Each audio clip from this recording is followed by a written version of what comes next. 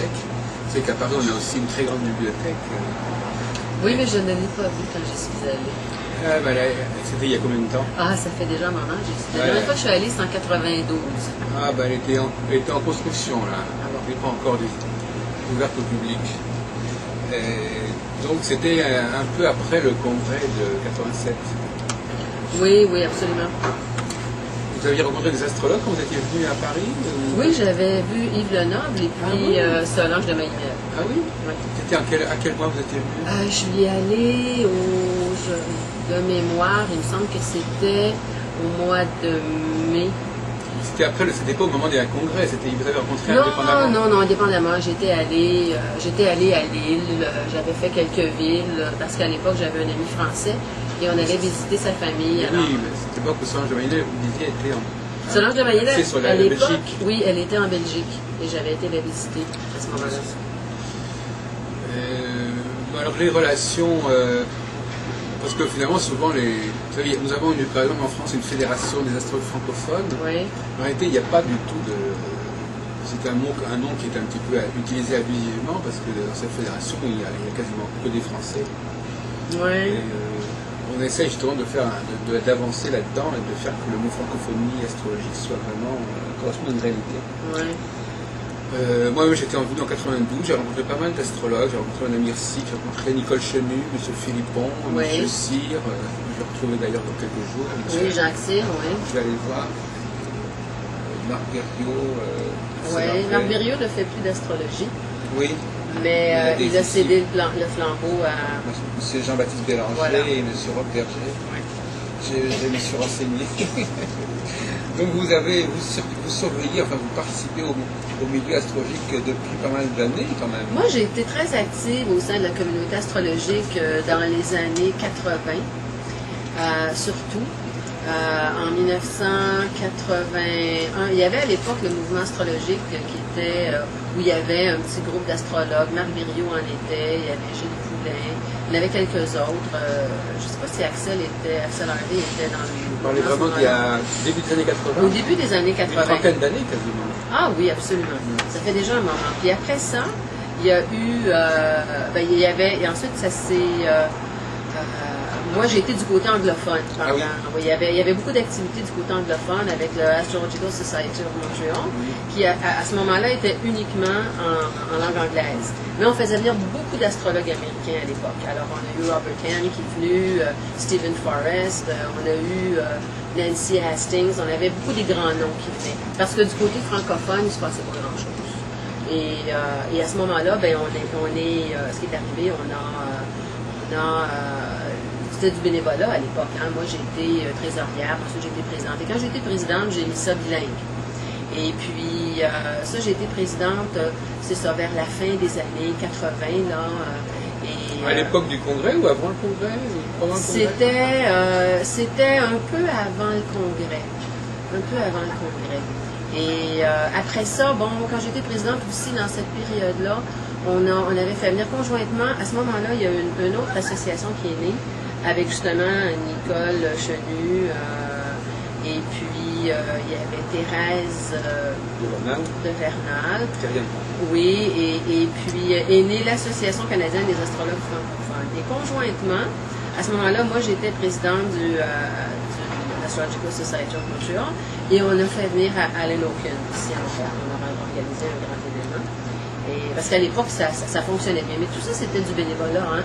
Et puis, après ça, moi, ma carrière d'astrologue a pris vraiment beaucoup son envol et j'avais plus le temps d'occuper de ça. Donc, moi, je suis très occupée, j'ai une très grosse pratique, j'ai une très grosse clientèle, j'ai une très grosse école, j'ai eu la plus grosse école au Québec. Et d'ailleurs, quand Nicole Chenu et Michel Philippon ont fermé leurs portes de l'école parce qu'il n'y avait pas suffisamment d'élèves, moi, j'étais à peu près la seule école qui fonctionnait très très bien parce que beaucoup de gens me référaient et oui, c'est le temps des petites mousses. Et puis, non, ça a été un essoufflement au niveau du bénévolat à la grandeur. Il y a peut-être un petit mouvement qui est resté, peut-être qu'avec Axel... il y a aussi ce qui se passe quand même au nord. Au nord, c'est de la Québec, oui, d'Orient, tout ça. Oui, Orient, avec... Devis, avec Rigueur. Oui, Robert Devis. Toute la Mauricie et la région de Québec, Orient, qui est un mouvement. Eux, j'avais été donner beaucoup de conférences en Mauricie puis à Québec, justement au début des années 90, là. Mais oui, ils en donnent aussi. Mais Orient, ce ne sont pas des professionnels de l'astrologie. Ce sont des semi-professionnels. Ce sont tous des gens qui travaillent à autre chose et qui ont une carrière à l'extérieur de l'astrologie. Et comme ce sont des amoureux de l'astrologie, ils font autre chose pour vivre. Alors, ils ne peuvent pas vivre de l'astrologie. Moi, je suis une des rares ici qui en vit très, très bien l'astrologie. C'est en train de penser que le mot francophone n'a pas le même sens au Québec et en France.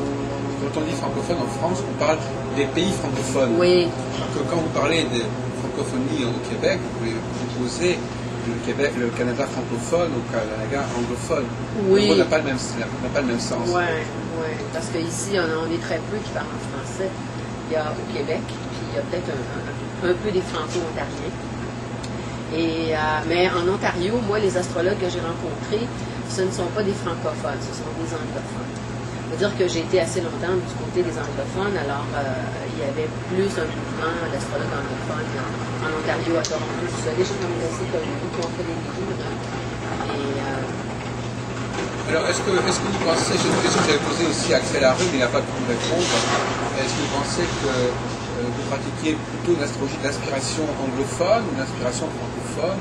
Quand je dis francophone, je suppose que les francophones lisent aussi l'astrologie française, actuellement. Oui, moi je vous dirais que mon orientation, elle est américaine. Oui. Moi j'ai une orientation américaine parce que moi j'ai une formation de psychologue. Alors la plupart des astrologues américains sont des PhD en psychologie et moi j'ai une formation de psychologue universitaire. Donc moi je suis vraiment concentrée là-dessus et la plupart des livres que je recommande à mes étudiants, ce sont des livres américains. Ou traduits d'américain. À mon avis, il y a quelques astrologues français qui sont dans cette, veine-là, mais c'est peut-être plutôt la nouvelle vague. Là. Alors, est-ce que vous pourriez nous expliquer, parce que moi, parfois j'essaie de mieux comprendre ce qu'on dit, qu'est-ce qui caractérise cette astrologie faite par des psychologues, disons, patentés? C'est qu'il y a un volet axé sur le côté psychologique, c'est-à-dire, mais qui n'est pas uniquement axé sur le côté prévisionnel. Il y a un côté très croissance personnelle, c'est-à-dire la relation d'aide à l'autre, de l'aider à se sortir de ses difficultés, de ses patterns de comportement et de lui donner des outils et des pistes à prendre pour transposer autrement l'énergie. Alors ça, le problème qui se pose à ce moment-là, c'est est-ce que c'est un apport de la psychologie à l'astrologie ou est-ce que c'est une fusion de l'astrologie avec la psychologie? Moi, je vous dirais que c'est plus une fusion. En tout cas, dans un premier temps, dans une consultation, moi, je vais parler au niveau plus comportemental. Mais c'est basé sur toute la grille astrologique, c'est toute la culture. Oui, absolument. Donc, mais je ne parle jamais jargon à mes clients, jamais. Je ne comprendrai pas. Alors, donc, je traduis, en fait, j'interprète la carte du ciel. Mais c'est sûr qu'il va y avoir le volet prévisionnel, parce que moi, je fais beaucoup d'astrologie des affaires, et les gens d'affaires veulent la précision, ils veulent des dates, hein? Ils veulent avoir, mais je mêle un peu les deux. Oui. Donc, ici, je fais, mais par contre, les gens qui viennent me voir en consultation de relation d'aide n'auront pas les mêmes besoins qu'une consultation. Oui, vous avez plusieurs clientèles. Que les clients d'affaires. Donc je voudrais approfondir un petit peu cette question avec vous, parce que, si vous voulez, on va prendre un exemple. Moi je m'intéresse beaucoup, franchement, à cette question d'interrelation entre l'astrologie et la psychologie, mais il y a plusieurs façons de procéder. Il y en a une, comme vous disiez, qui consiste à connecter, à mettre en relation les notions astrologiques avec les notions psychologiques. Ouais. Et donc, de quand même tout faire passer par le biais du thème astral. Et, voilà. Donc, est-ce que vous utilisez des informations directement de la part de la personne, en observant la personne, ou il faut absolument que ça passe par l'information du thème astral? Ah, faut que ça passe par la carte du ciel. Parce que bon, est-ce que vous pensez que d'autres astropsychologues américains ou canadiens, est-ce qu'il y en a qui procèdent autrement que vous et qui, eux, utiliseraient directement des données psychologiques qu'ils ajouteraient aux données astrologiques, mais qui ne fusionneraient pas, justement? Peut-être. Je ne les connais pas tous, là. Alors... Mais enfin, les traités d'astrologie que vous avez signalés, Forest ou Arroyo, etc., ouais. Eux, ils proposent quelle est leur démarche pour connecter le champ psychologique et le champ astrologique? Ben, moi, je vous dirais que... Au niveau théorique, déjà. Oui, peut-être que des gens comme Lise Green, des gens comme Arroyo vont peut-être partir plus, ou même Karen Amaker-Zandag, ils vont peut-être partir davantage de leur formation d'analyse jungienne. Oui, c'est ce que et puis ensuite, ils vont utiliser le thème en support à ça. Alors que moi, je suis astrologue d'abord. Voilà, c'est ça. Moi, j'ai été astrologue bien avant de prendre des révisions. Bien sûr, moi, j'ai commencé à faire de l'astrologie, j'avais 16 ans. Alors, ça fait quand même une mèche de ça, là, sans vous dire mon âge. Et puis, j'ai été chercher un bagage en psychologie à l'université. Et j'étais déjà adulte quand j'ai pris les cours. Et je faisais déjà de l'astrologie depuis de nombreuses années, au moment où j'ai intégré la psychologie à ça. Mais avant tout, moi, je suis une astrologue. Tu sais, j'ai la grille astrologique en tête et j'ai toute la... C'est que pour vous, vous n'avez pas la démarche qui consiste à commencer à travailler avec la personne sans passer par le thème astral. C'est pas votre démarche. Non, c'est pas ma démarche. Parce que moi, je suis astrologue avant tout. Mais j'ai connu à l'époque, je ne sais pas si ils en font encore, des psychologues qui utilisaient l'astrologie comme dans un deuxième temps pour aider à approfondir, aller davantage dans la problématique de leurs clients ou de leurs patients. Et puis ces gens-là, ben c'est sûr, utilisaient l'astrologie comme, je dirais, en deuxième lieu. Oui. Ce n'était pas leur première. En tout cas, ils mélangeaient. C'était deux informations qui ne faisaient pas forcément, qui se complétaient, mais qui n'étaient pas forcément complètement soudées. Tandis que moi, je les fusionne. Oui. Ouais, moi, je les fusionne. C'est ça, effectivement. Moi, j'aurais plutôt tendance à ne pas les fusionner. Je fais partie des non-fusionnistes. Ah bon? Et je plaide actuellement plutôt pour parce que moi-même, je fais des recherches en psychologie, mais pas forcément par l'astrologie. Sur, par exemple, un sujet qui doit vous intéresser, c'est le masculin et le féminin. Oui, tous les sujets m'intéressent. Non, mais je veux dire que le fait d'avoir affaire à une cliente ou un client, est-ce que pour vous c'est pareil? Est-ce que vous parce qu'il y a aussi des choses dont vous pouvez peut-être que vous prenez pas en compte inconsciemment. C'est-à-dire que quand vous parlez à une femme, vous allez automatiquement intégrer des éléments du féminin qui vont se rajouter à qui vont influer sur votre interprétation du thème. Donc quelque part là, il n'y a pas de fusion là. À moins que vous alliez étudier le thème astral autrement, il y a des gens qui disent moi j'étudie plutôt la lune, le soleil. Non, moi je fais une synthèse. Mais c'est sûr qu'on n'a pas la même approche avec un homme ou une femme. J'aurais pas la même approche avec quelqu'un qui vient en consultation, qui est plus axé sur le côté psychologique, qu'avec quelqu'un qui vient, dont la consultation est plus axée sur le côté des affaires. Dans les affaires, il faut aussi parler, il faut connaître un petit peu la réalité. Oui, bien sûr. C'est sûr que je vais parler à la personne, parce que quand on est en affaires, passez-moi l'anglicisme, mais on deal avec des gens, avec des individus, avec des êtres humains. Et puis quand on parle de différents départements, puis des directeurs de différentes filiales, alors ce sont des êtres humains aussi qui vont être influencés parce qu'ils vivent dans leur vie privée. Ça va découler sur leur vie professionnelle. Alors c'est sûr qu'on va parler du côté humain, mais on va mettre l'accent sur le côté affaires. Non, c'est-à-dire qu'il y a effectivement deux attitudes. Moi, je les appelle l'un le praticien de l'astrologie et l'autre l'astrologue praticien. Et que dans un cas, c'est l'astrologie et tout passe par l'astrologie. Oui. Et donc la personne va utiliser l'astrologie pour aider. Ouais. Bon, l'astrologue praticien, c'est plutôt l'astrologue, c'est-à-dire quelqu'un qui est là, on vient le voir, parce il représente, il incarne la capacité de comprendre certaines choses, mais ça ne renvoie pas forcément à un savoir précis. C'est plutôt une personne qui est l'astrologue. Quelle est la différence entre l'astrologue et l'astrologie? L'astrologie, c'est un savoir, l'astrologue, c'est une personne. Oui. Alors, quand on est quelqu'un, par exemple, vous référez à l'astrologie. Oui. Donc, bon. Moi, celui qui est astrologue, lui, il dit voilà, bon, je suis astrologue, donc c'est le bureau où on répond à un certain nombre de questions, mais je ne vais pas forcément utiliser que l'astrologie pour répondre à ces questions. Ah, moi, je n'utilise. Ben, c'est pour ça que je vous dis un peu un côté fusionne, parce que ça fait partie de moi. J'ai une connaissance de l'humain qui s'est développée au fil des années, que j'ai étayée encore plus en faisant un cours universitaire en psychologie. Mais au point de départ, c'est l'astrologie. J'ai une connaissance astrologique technique très développée. Alors, et c'est d'ailleurs pour ça que j'ai été reconnue à ce niveau-là et que mon école a si bien fonctionné. C'est l'école Diane Houle. Centre d'études astrologiques Diane Houle. Alors, donc, c'est ça. Il y a des gens qui ont fait 3 ans, 4 ans avec d'autres personnes. Quand on venait parler de moi, ils s'emmenaient avec moi et ils refaisaient 3-4 ans. Parce qu'il y avait des lacunes un peu partout. Alors, donc, moi, quand ils venaient chez moi, ils disaient, mon Dieu, comment ça se fait que je t'ai pas connu avant? Alors, parce que j'aurais peut-être pas fait le 3 ans ailleurs, sauf qu'il y avait peut-être besoin dans leur parcours de vie de le faire.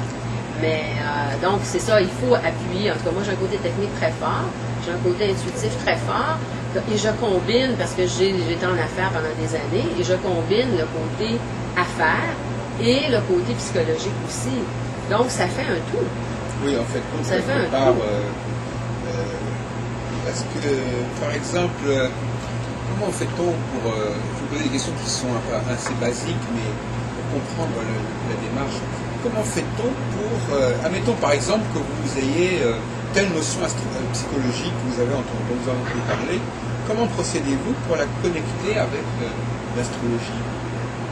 Comment allez-vous dire, tiens, cette question, moi, je ne sais pas, frustration ou traumatisme, enfin, comment vous traduisez le langage psychologique en un langage astrologique, si vous voulez, Diane Houle? Oui, ben c'est très facile. C'est une traduction littérale. Par exemple, si vous me dites c'est quoi le complexe de l'abandon, hein, qui est très axé sur le côté psychologique. Moi, je vais vous le traduire en toute une dynamique astrologique, toute une symbolique astrologique. Et quand je vois toute la dynamique astrologique dans le thème avec tous les patterns qui sont là, quand je dis les patterns, ce ne sont pas des patterns de comportement psychologique, mais des patterns astrologiques combinés avec un ensemble de planètes, selon les aspects qu'ils ont, ils vont former des patterns, ils vont former des configurations. Et moi, je vais identifier le complexe d'infériorité là-dedans ou le complexe d'abandon là-dedans. Et là, je vais le traduire à la personne. Et c'est sûr que moi, donc, je me base sur les patterns astrologiques de la personne que je traduis en français dans un langage psychologique. Mais par exemple, vous avez cité le nom de Liz Green. Par exemple, alors, comment est-ce qu'elle travaille, elle, à votre avis? Ben, à mon avis, Liz Green, elle se base beaucoup d'après moi, sur les analyses, sur le côté psychologique, et elle va aller l'étayer avec le côté astrologique. En tout cas, d'après ce que j'en ai lu beaucoup d'ouvrages. Donc elle fait un diagnostic psychologique. Alors, donc pour vous, elle n'est pas fusionniste comme vous. Alors moi j'ai l'impression... Elle est plutôt bilingue. Oui, moi j'ai l'impression qu'elle va utiliser beaucoup son côté analyse jungienne, le côté psychanalyse, et elle va aller le vérifier sur la grille astrologique, puis elle peut très bien prendre la grille astrologique puis aller le vérifier de l'autre côté aussi, d'après moi. En tout cas, c'est ma perception.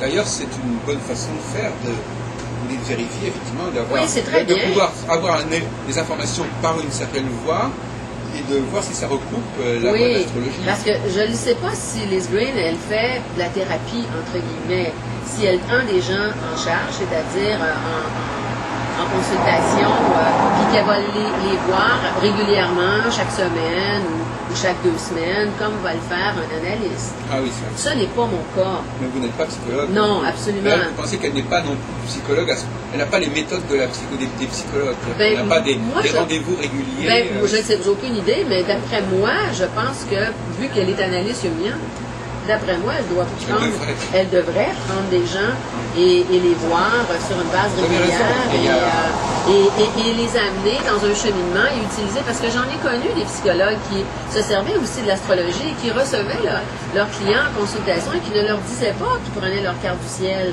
mais ils s'aidaient de leur carte du ciel pour les amener dans la démarche psychologique selon l'orientation psychologique dans laquelle ils étaient, qu'ils soient rogériens ou peu importe. Là. Alors, et à ce moment-là, ben, ils étayaient leur... Oui, c'est qu'il y a deux problèmes. Il y a le problème du langage et le problème des méthodes. Parce qu'effectivement, on peut utiliser le langage de la psychologie, mais pas les méthodes de la psychologie. On peut utiliser ce langage, mais on ne va pas avoir la méthode d'avoir des rencontres, des sessions, des séances, etc. Donc, c'est un peu le problème d'André Barbeau, qui lui aussi a été un pionnier de la psychologie, mais lui, il n'utilise pas les méthodes de la psychologie. C'est-à-dire qu'il ne va pas proposer à son client pendant un an de le voir pendant 2 fois par semaine. Donc c'est ambigu aussi à ce niveau-là. Ce sont des gens qui, même s'ils utilisent les 2 méthodes, rares sont ceux qui vont vraiment imposer ou proposer à leurs clients de les voir régulièrement, peut-être même parce qu'ils ne sauraient pas très bien quoi faire avec eux. Leurs clients ne seraient pas disposés à les suivre dans cette direction. Ouais, puis ça devient... La relation est différente quand quelqu'un vient voir le psy chaque semaine. Donc, le psy, normalement, ne parle pas. Hein? Il va poser des questions et c'est le client qui fait sa démarche thérapeutique. Et en astrologie, c'est le contraire. Moi, en astrologie, mes consultations, c'est moi qui parle. Le client, il m'écoute. Hein? Puis je déroule sa vie. Donc, il y a une autre perspective sur sa vie et il prend, moi je lui donne des moyens à utiliser pour transposer l'énergie autrement. Alors, et je les enregistre, mes consultations. Donc, le client, il repart avec les CD, puis il peut l'écouter tant qu'il veut. Donc, il n'est pas obligé de venir me revoir là, à chaque semaine. S'il veut venir me revoir dans un temps ultérieur, très bien, on va aller décoder une autre facette. Non, parce qu'en fin de compte, le problème, c'est le travail qu'on fait avec le client. C'est ça, c'est pas simplement lui dire des choses, c'est le faire avancer. Le faire avancer. Et ça, évidemment, on ne peut le faire qu'avec un suivi. Oui, mais la plupart des gens de mes clients vont revenir à peu près une fois par année, ce qui est tout à fait différent une fois par semaine. Là, hein? J'ai peut-être des gens, quand ils vivent des périodes plus difficiles, qui vont m'appeler 2 ou 3 fois. On va faire des consultations ponctuelles. Et puis, certains vont peut-être pas me voir l'année d'après, vont peut-être me voir juste 2 ans plus tard. Alors oui, il y a un suivi en ce sens-là. Oui. Mais, puis il y a des curieux aussi qui veulent venir juste consulter, puis que je vois une fois, puis que je ne revois jamais. Ça arrive. Alors, mais c'est sûr que, bon, on bâtit une relation avec le client. Et il y a des gens qui vont pour eux, c'est la façon d'avoir, je dirais, une certaine aide. On pourrait dire que d'une certaine manière, il y a des clientèles qui espèrent que sa vie va mieux aller. Et il y a des gens qui espèrent que les problèmes de leur vie vont mieux se résoudre. Et d'autres clients qui attendent d'abord de faire un travail sur eux-mêmes. Oui, ça dépend. Il y a des gens, mais vous savez, Jacques, on a toujours la clientèle qui nous ressemble. Oui, c'est ça. Donc, c'est toujours, puis on va pratiquer l'astrologie en tant qu'astrologue, toujours en fonction de notre équation personnelle. Alors, ce qu'on a développé personnellement, ce qu'on a appris, les expériences de vie, ça fait partie de nous.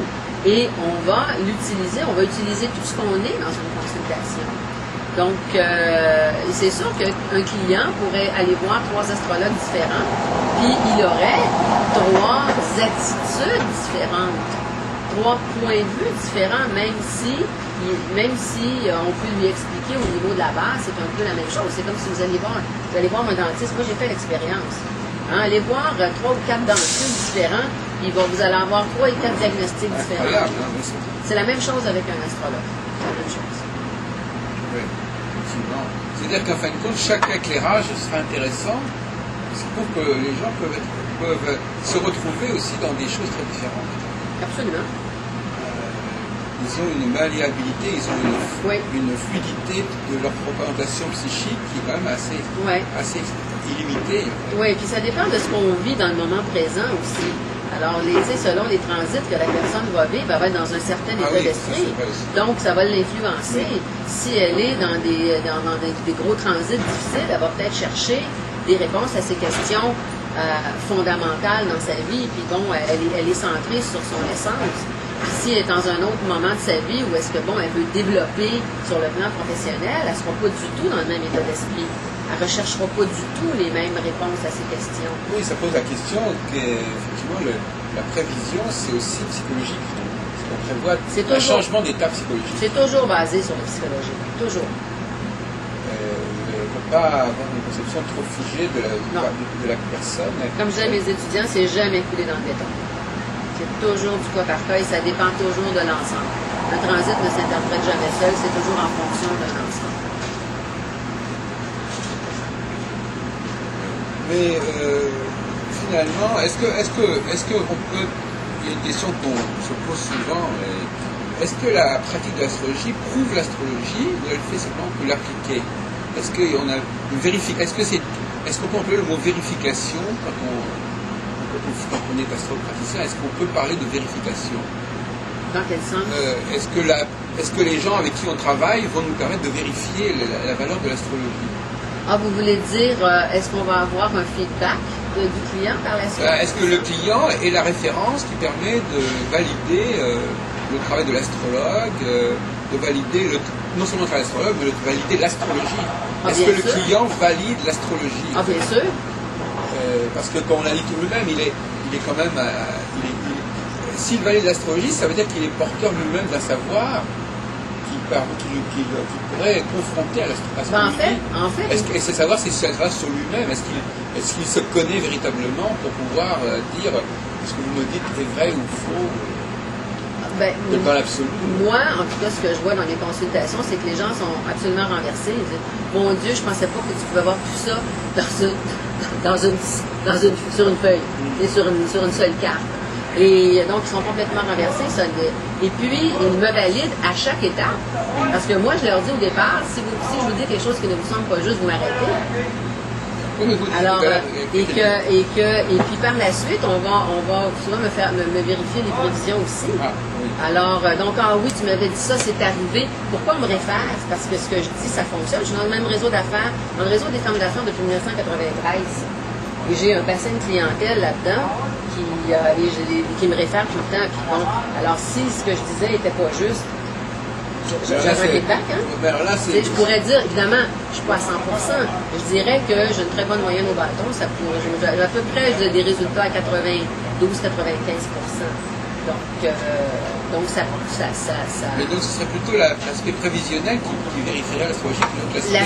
L'aspect prévisionnel, elle se vérifie après, dans un deuxième temps, après que la consultation a été faite et dans le futur, c'est-à-dire 6 mois plus tard, 1 an plus tard, ces clientes-là, souvent, quand je suis dans des réseaux d'affaires, ils vont me revoir, ou j'ai des clients qui m'ont envoyé un email, ou j'ai des clients qui vont me rappeler, hey, ce que tu m'as dit, là, c'est en train de se passer, j'aimerais ça avoir un autre rendez-vous parce que je veux aller explorer ça de plus en détail. Mais le côté psychologique, il se vérifie sur le champ même dans mon bureau au moment où la consultation se fait. Au moment où la consultation se fait. Oui, mais enfin, vous disiez vous-même il y a quelques minutes que les astrologues ne vont pas forcément dire les mêmes choses à leurs clients.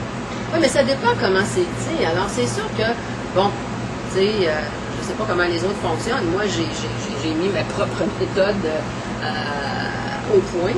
C'est celle que j'enseigne. C'est quand même étonnant d'imaginer que la même personne va avoir 2 astrologues qui lui disent des choses différentes et que chaque fois, elle trouve que ça correspond bien. Oui, bien, différentes, il faut s'entendre. Hein? Comme je vous disais, c'est toujours en fonction de l'équation personnelle. Tu sais, quelqu'un qui va avoir un T-square, tu sais, Soleil, Mars, Saturne, ben, tu sais, l'astrologue peut dire des généralités là-dessus, puis un autre va aller plus dans le détail, puis raconter la petite histoire de ça. Ça va dépendre du talent de l'astrologue. et de sa capacité d'aller plus en profondeur. Oui. Alors, donc, le client peut être plus ou moins satisfait d'une consultation. Puis, il y a des gens qui... Puis, j'en ai eu des clients qui m'ont dit qu'ils avaient été voir d'autres astrologues qui avaient été très déçus, puis que c'était pas ça qui... Alors, il y en a des astrologues qui sont flous, qui sont vagues, qui sont confus, qui sont pas capables d'interpréter. Il y en a. Il y en a plein. Il y en a plein qui se disent astrologues, hein. Attention, il y en a beaucoup qui se disent astrologues, ce n'est régi par aucune corporation. Mais malgré tout, je crois que certaines personnes, moi j'ai développé une théorie sur la question de la réceptivité. Des gens qui sont très influençables, des gens qui mangent n'importe quoi. Les gens n'ont pas le même système de protection et de filtrage que d'autres. Absolument. Donc les personnes, on leur dit des choses, oui, pourquoi pas, voilà. Et puis vous voulez manger ça, oui, d'accord. Enfin, il y a des gens qui n'ont pas un système de régulation très clair dans ce qu'on leur propose, ni à manger, ni dans ce qu'on leur dit. Et à partir de ce moment-là, ces personnes-là, elles font pas vraiment... sur le moment, elles vont accepter beaucoup de choses, et puis ce n'est qu'après qu'elles vont dire, ah, mais ça ne me convient pas, mais ça ne va pas se faire tout de suite. Non, oui, il y en a des gens comme ça, mais je vous dirais que moi, c'est pas nécessairement ma clientèle, parce que moi, j'ai beaucoup une clientèle d'affaires. J'ai des gens très éduqués. Alors, ces gens-là, tu sais, qui brassent des millions, là, alors, tu sais, ils savent ce qu'ils veulent, puis ils savent où ils s'en vont, ça fait qu'ils ne gaveront pas n'importe quoi, là. Hein, ça leur prend un certain niveau, là. Oui. Donc, et c'est sûr qu'on ne peut pas leur... puis j'en ai eu plusieurs, des fois, qui étaient fermés au départ. Alors moi, tu sais, moi, je les punch en partant. Donc, et là, on va dénouer les choses, parce qu'il y en a qui vont me tester, là. Hein, j'en ai eu de ça. En général, ça, c'est généralement peut-être pas les gens qui me sont référés par d'autres. Ça va être des gens que j'ai rencontrés dans un salon, ou des gens qui vont entendre parler de moi ailleurs. Mais si c'est quelqu'un, un ami qui les réfère, une relation d'affaires, alors ils sont déjà disposés autrement. Ouais. Parce qu'ils savent un peu déjà à quoi s'attendre. Oui. Vous préférez finalement des personnes comme ça qui ont déjà rencontré des personnes que vous avez traitées? Moi, on me réfère. Moi, je faisais de la publicité peut-être au tout début. Maintenant, j'avoue que la publicité, c'est bouche à oreille. Et puis, je suis dans des réseaux d'affaires. Alors, c'est des gens, c'est comme ça que ça se passe. Donc, comme je vous dis, on a des clientèles qui nous ressemblent. Alors, finalement, comment pourriez-vous définir parce que finalement, notre télévision, ça laisse une façon de présenter le travail des gens et ce qu'ils peuvent proposer. Qu'est-ce que quelqu'un peut attendre d'un astrologue au niveau des conseils qu'il peut lui donner, jusqu'à quel point qu'est-ce qu'il peut attendre d'un astrologue, quelle qualité de travail il peut attendre de lui, quelle précision, et qu'est-ce qu'il ne peut pas attendre aussi, qu'est-ce qu'il ne faut pas attendre d'un astrologue, madame? Moi, je vous dirais que les clients, en général, quand ils viennent en consultation, tout dépendant, encore une fois, des transits qu'ils vivent, dans quel état d'esprit ils sont, est-ce qu'ils veulent avoir des réponses à leurs questions? Par exemple, s'ils sont pris dans un pattern récurrent, puis que ça fait déjà 2-3 fois dans leur vie qu'ils vivent une situation difficile, ils veulent savoir pourquoi c'est là. Oui. Ils veulent savoir comment dénouer les patterns. Ils veulent savoir comment se remettre sur les rails et pourquoi c'est là. Alors, et c'est ça le rôle de l'astrologue. L'astrologue, c'est un réveilleur de conscience qui met en lumière toute la dynamique des patterns de comportement d'un individu et qui lui dit, écoute, au niveau de la synchronicité des choses, écoute, ça va durer jusqu'à telle période. Et puis là, tu es dans une période de remise en question. Oui, mais il faut il y a cette démarche-là à prendre. Alors, c'est de l'orienter, mais le client, il en fait ce qu'il veut. Hein? Alors, moi, ce que je dis, là, le client en fait ce qu'il veut. Ce n'est pas moi qui va lui... mais je lui aide à voir clair dans sa situation. Je lui donne un timing au niveau des dates. Hein? Alors, puis je vais faire un profil dans le futur pour lui donner une orientation. Parce que souvent, si quelqu'un vient me voir et est dans une situation très désespérée, Hein? Alors, il veut avoir des solutions à son problème, il veut savoir comment prendre ça, il veut savoir jusqu'à quand ça va durer. Quelqu'un, il vient me consulter parce que il est dans il a le vent dans les voiles, et puis il veut aller développer des affaires ailleurs, ou bien il vient de rencontrer quelqu'un, puis il est dans une bulle heureuse. C'est pas pareil. Hein? Il veut pas nécessairement les mêmes choses. Les réponses à ces questions vont être différentes. Alors moi, je vais répondre aux besoins du client au moment où il vient me consulter. Et puis je vais quand même faire un tour d'horizon sur ce qu'il est. Puis il y a des gens qui ont des patterns plus difficiles que d'autres, puis il y a des gens qui ont des vies plus difficiles que d'autres. Si vous faites la consultation, vous le savez. Hein? C'est pas tout le monde qui est au même niveau, là. Ah oui, alors ce que vous me dites, ça m'invite à faire une réflexion. Alors d'abord le mot, par exemple quelqu'un qui est dans une position désespérée, ça veut dire qu'il a laissé les choses assez bien se dégrader. Une situation désespérée, les gens qui sont dans une situation désespérée, ce sont des gens qui souvent n'ont pas pris les précautions, les mesures qu'il fallait en temps voulu. Et à ce moment-là, on voit par exemple ce qui se passe aujourd'hui, la situation désespérée des banques à un moment donné, elle est liée quand même à un certain nombre de négligences, de choses qui se sont dégradées. C'est pas, on pourrait dire que vous êtes dans une situation désespérée, mais les raisons, vous parlez aussi de récurrence, ben oui, mais est-ce que pour soigner, un psychologue vous dira, ben oui, mais il faut aller à la racine du problème, il y a quelque chose qui ne fonctionne pas dans ce que j'appelle la prévisibilité, le fait de... on ne fait pas assez attention à certaines choses qu'on dit, qu'on mange, il y a des négligences qui vont dégrader le rapport aux autres, qui vont dégrader notre propre corps. Tout ça, il faut faire un travail sur ces questions-là, sur ce que j'appellerais même le surmoi, c'est-à-dire sur des systèmes de contrôle, des systèmes de vigilance qui doivent déjà éviter qu'on arrive à ce point de dégradation et de désespérance. Donc dans ces cas-là, effectivement, c'est un dysfonctionnement du comportement de la personne qui génère toutes sortes de situations gravissimes, désespérées, etc. Et puis il y a une autre question qui est intéressante, c'est la notion d'événement. Parce que qu'est-ce que c'est qu'un événement? J'en parlais justement avec Axel Harvey. Un événement, par exemple, si on prend une séparation ou un divorce comme un événement, l'événement il existe parce que les gens ont décidé qu'il fallait arrêter. Donc il y a quelque chose de l'ordre d'une interprétation de la situation du couple qui a amené à prendre des mesures définitives, etc.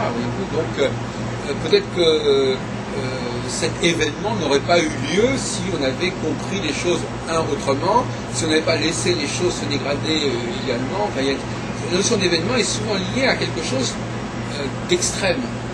C'est un résultat extrême qui est irréversible, qui est définitif, qui est un aboutissement, et qui aurait pu, dans certains cas, ne pas se produire à ce point-là si les gens en amont, préalablement, avaient fait attention. Oui, c'est vrai, mais de toute manière, ici sur la Terre, dans cette vie-ci, on est ici pour évoluer. On part tous avec notre petit paquet. Hein? On a tous notre thème astral et on a tous des patterns sur lesquels on doit travailler tout au long de notre vie. Et comme nous sommes des humains, on avance à petits pas et parfois on chute. Et puis ensuite, on se reprend. Et puis ensuite, on évolue, puis on retombe. Alors, c'est sûr que tout dépendant du pattern de l'individu, il y a des gens qui vont apprendre leurs leçons plus vite que d'autres. Il y a des gens, on a tous nos leçons à apprendre. Il y en a qui vont mal apprendre leurs leçons, et peut-être que dans leur pattern d'évolution, ça dit que la conscientisation vient un peu plus sur le tard. Hein? Alors, c'est sûr que oui, il y a une séparation. C'est sûr qu'elle s'est préparée avant. Et peut-être que cette personne est dans un pattern récurrent et que toutes ses relations sont sur le même modèle et que ça se termine toujours par un échec. Hein?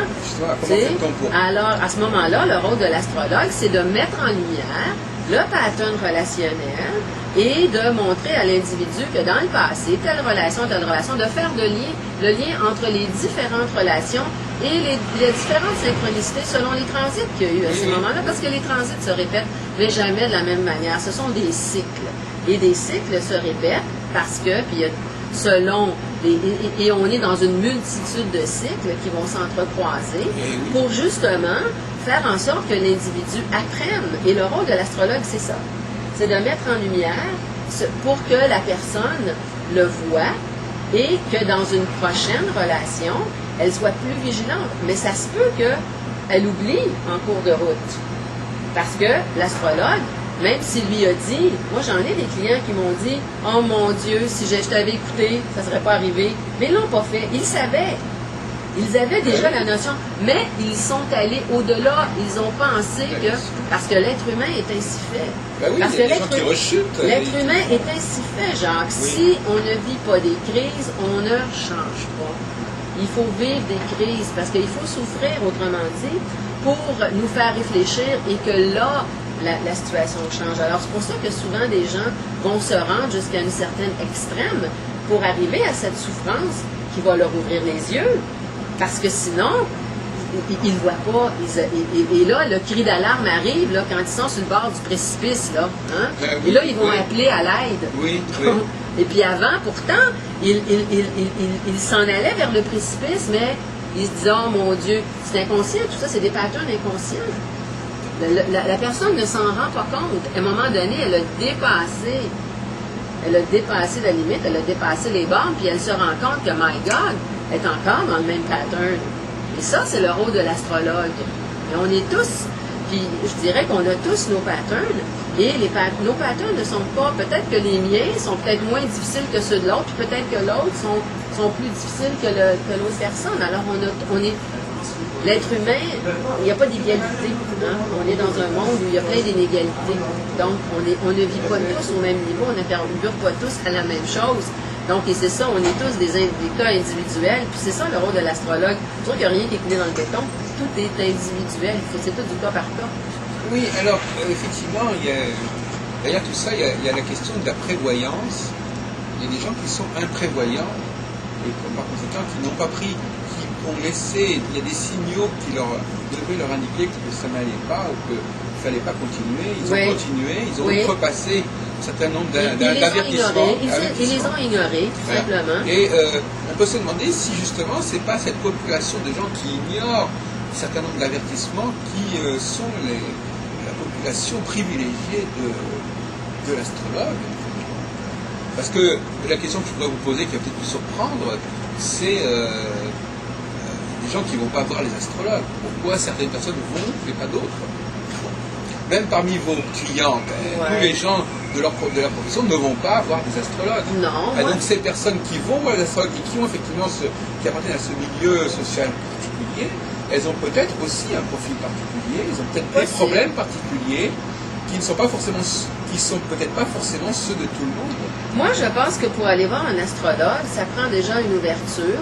Il faut avoir un côté, des fois, un petit peu plus spirituel. Les gens qui ont un côté plus spirituel vont peut-être aller consulter davantage. Moi, je vous dirais que j'ai beaucoup de gens d'affaires qui viennent me consulter. Et puis, ils sont peut-être pas nécessairement spirituels en partant. C'est qu'ils veulent savoir des choses. Et quand ils viennent me voir, c'est parce qu'ils veulent avoir des précisions sur quelque chose. Et quand on me réfère, c'est que souvent, ils sont dans une situation X. Puis là, quelqu'un va leur dire, écoute, tu devrais aller voir l'astrologue, elle va t'orienter. Parce que les gens d'affaires, ils vont prendre le pouls de plusieurs conseillers.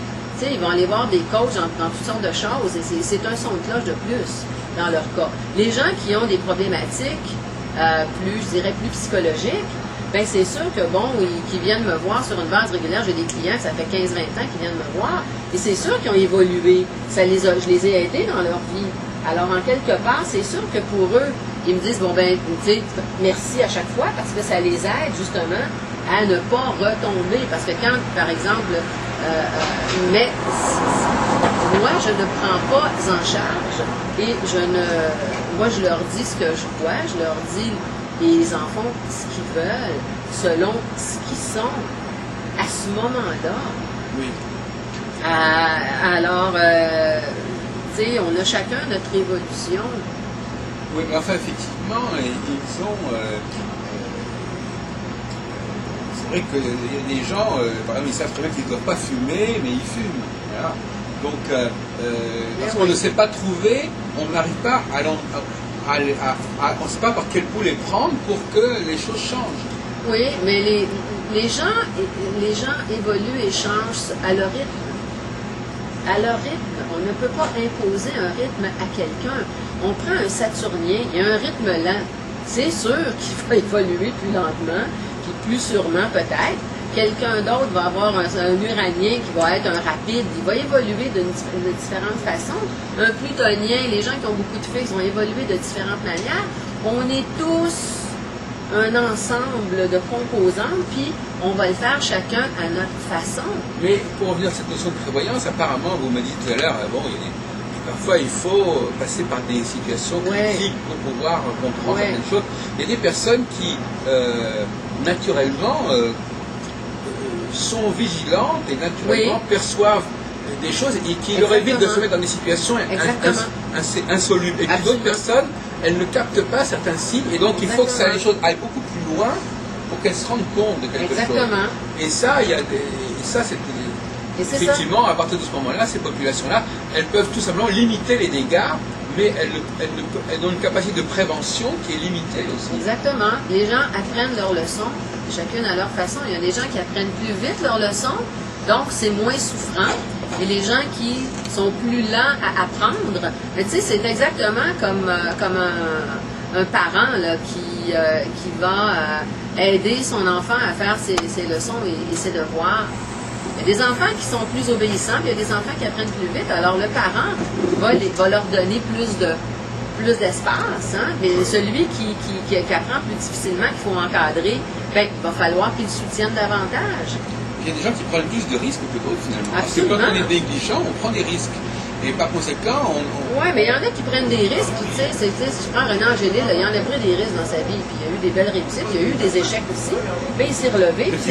René Angélil, qui est le mari de Céline Dion, qui est l'impresario, il en a pris des risques. C'est un homme c'est un gambler. Il en a pris des risques dans sa vie. Mais c'est sûr qu'il y en a qui ont très bien fonctionné, puis il y en a d'autres que ça a moins bien fonctionné. Mais on est différents. On est tous différents. On ne peut pas, moi je ne fonctionnerai pas de la même manière en consultation avec parce que je vais m'adapter à mon client. Hein? Ça va être tout à fait différent à quelqu'un qui est très sensible, qui est très lunaire, je ne m'adresserai pas à lui de la même façon qu'à quelqu'un qui est très plutonien, parce que je ne pourrai pas l'atteindre dans les mêmes endroits. Et puis les vies sont différentes, les parcours sont différents, les leçons à apprendre sont différentes. Moi, mon rôle, c'est de l'interpréter pour mon client. Donc, moi, je vais m'ajuster au client qui est en face de moi. Absolument. Oui, mais tout à l'heure, je disais qu'il y avait un métier qui est le métier d'astrologue, et que c'est un métier, ce concept d'astrologue, c'est simplement quelqu'un qui est capable de gérer les problèmes de l'imprévoyance ou de la prévision. Et la personne, elle se rend compte, elle a le sentiment que quelque part, elle ne capte pas bien l'évolution des choses, qu'elle ne maîtrise pas bien son destin, qu'elle ne comprend pas bien pourquoi elle se met dans cette situation. C'est ça, elle veut comprendre c'est quoi son pattern, ses patterns récurrents qui lui donnent du fil à retordre. Et à ce moment-là, moi je dirais, je prends un peu la position différente de la vôtre, je dirais que il y a peut-être un suivi, un accompagnement psychologique qui ne passe pas forcément par l'astrologie. Moi je distingue l'astrologue et l'astrologie. L'astrologie c'est un savoir, l'astrologue c'est une situation, c'est une position où on vient vous voir. C'est une position de relation d'aide. Voilà, donc cette position de relation d'aide, elle peut justifier que la personne ne se sert pas forcément de l'astrologie. Oui, on se servait de la psychologie aussi, puisqu'on a affaire à des humains. Non, mais que dire qu'il ne va pas forcément axer tout son travail sur le thème astral, vous comprenez? Moi, je sais, mais bon, sur le thème astral, parce que moi, il y a une autre démarche. Oui, mais ma symbolique, si je prends la symbolique d'un pattern, moi, Saturne va peut-être pas dire, je vais peut-être aller plus loin avec Saturne que quelqu'un d'autre, parce que moi, j'y vois toute une dynamique derrière ça, sûr, oui. Qui est axée sur le côté psychologique, mais je pars de la symbolique astrologique. Alors, mais moi, c'est ma démarche. Oui, non, mais quelqu'un d'autre, ça serait c'est pour justement la faire apparaître clairement. Qu'est-ce que vous pensez, Diane, de ces astrologues qui utilisent justement, non pas des méthodes psychologiques, mais d'autres méthodes comme la numérologie, le tarot, je ne sais pas quoi, etc. Est-ce que justement, quelle est votre approche sur ce qu'on appelle le domaine des arts divinatoires, ésotériques, et puis même d'autres questions qui semblaient un petit peu en filigrane dans vos propos? C'était il semblerait, mais peut-être que je me trompe, l'idée qu'il y a une dimension karmique dans notre vie. Je ne sais pas, alors vous précisez là-dessus. Moi, je ne cherche pas du tout à vous influencer parce que moi, je ne vends pas du tout ce genre de produit. Mais je veux dire qu'il semblerait que derrière ce que vous dites, on a l'impression que quelqu'un pourrait entendre quelque chose de cet ordre-là, de quelque chose. Nous avons des épreuves à traverser. Peut-être que ces épreuves sont là pour nous faire évoluer. C'est un langage qu'on retrouve chez des astrologues karmistes. Hein. Ouais, mais moi, je suis peut-être que vous n'êtes pas. Non, enfin, ils se retrouvent, ils se recoupent. Ouais, non, moi, je m'en tiens à cette vie-ci. Je m'en tiens à ce qu'on vit à l'enfance, à toute la dynamique parentale sur laquelle on va forger nos patterns. L'individu va forger ses patterns de comportement. Moi, je m'en tiens à cette vie-ci et dans la dimension qui est purement réaliste. Et quant à l'orientation ésotérique, oui, le recours au savoir, non, le tarot. Premièrement, je ne connais pas le tarot, je ne connais pas la numérologie, je ne connais pas les autres je dirais les autres démarches ésotériques, c'est très très très très loin de moi. Donc vous êtes une puriste de l'astrologie? Absolument. Moi je suis. Puriste, doublement puriste, c'est-à-dire que d'une part vous ne faites plus de l'astrologie, et deuxièmement, pour vous, tout passe par l'astrologie. Oui, absolument. C'est la grille, c'est ma grille. Alors donc c'est. Et le reste, ben, je la connais pas. S'il y en a qui. Moi, ça ne. Alors on va aborder maintenant J'ai décidé de me spécialiser parce que sinon c'est l'éparpillement. Moi je me concentre, je mets le focus sur je reste là. Vous savez, comme on dit en France, il y a chaque médaille a son revers. Ouais. Et à partir du moment où l'astrologie a une telle responsabilité, qu'elle couvre un champ aussi large, elle aurait tendance à devenir un peu pléthorique, c'est-à-dire qu'elle devient. Vous savez, c'est comme un empire il y a une unité, mais c'est une unité qui englobe énormément de choses. Et donc, on va essayer d'étudier avec vous, dans la suite de notre entretien, la complexité même de cette astrologie qui est votre outil. Alors, est-ce que, par exemple, on va prendre un sujet qui peut commencer, qui est assez bateau, comme on dit en France, c'est-à-dire, est-ce que vous faites attention, est-ce que vous faites attention aux difficultés qui sont provoquées par l'intégration de nouvelles planètes, de nouveaux astéroïdes? Est-ce que vous êtes friand de ces apports de nouveaux facteurs astronomiques qui peuvent justement enrichir l'astrologie, ou est-ce que vous avez une position relativement prudente? Moi, j'ai une position qui est peut-être plutôt prudente, mais j'avoue que j'ai beaucoup exploré les astéroïdes. Oui, absolument. Je les ai utilisés pendant 5 ans. Et par exemple, quand je veux tester quelque chose, je le fais. Par exemple, je testais les systèmes de maison. J'en ai testé pendant 5-6 ans. Je l'ai fait toujours sur à peu près une période de 5 ans pour voir lequel je vais adopter. Oui, les astéroïdes, ça fonctionne très très bien. Ça veut dire que l'ensemble? Oui, l'ensemble des astéroïdes. Mais disons que je l'ai fait pendant un certain temps. Puis effectivement, ça donne la petite histoire. Mais est-ce que j'ai besoin de tant de détails que ça? Pas vraiment. Donc, je m'en tiens plus aux 10 planètes et avec, je vais utiliser Chiron, par exemple. J'ai gardé Chiron, qui est... parce que j'aime mieux me concentrer. Mais je l'ai fait et j'avoue que les astéroïdes, ça fonctionne bien. Ça fonctionne très bien. Mais ça va aller dans le détail. Mais est-ce que j'ai besoin d'avoir tout ce détail-là? Parce qu'il ne faut pas se noyer dans le détail, il faut revenir à l'essence. Oui. Mais oui, vous avez exploré cette... J'ai exploré ça, absolument. Oui. Alors donc, effectivement, on va essayer de venir sur des questions fondamentales. Je veux savoir si vous avez des choses à dire sur ce sujet, par exemple,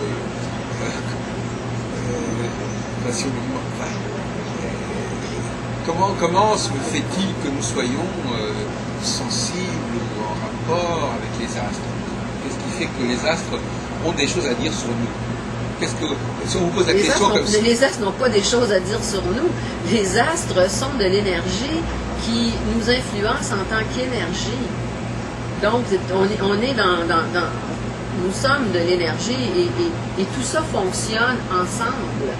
Donc, on réagit à une énergie. Oui, quand je dis les astres, c'est de toute façon l'étude des astres. Ouais. Oui. Et on réagit à cette énergie-là, puis on va réagir différemment selon notre bagage d'énergie particulier. Et c'est ça qui est toute la complexité de l'astrologie, parce que rien, comme je vous disais tantôt, n'est coulé dans le béton, et que l'énergie de telle planète va agir sur moi, même s'il y a une certaine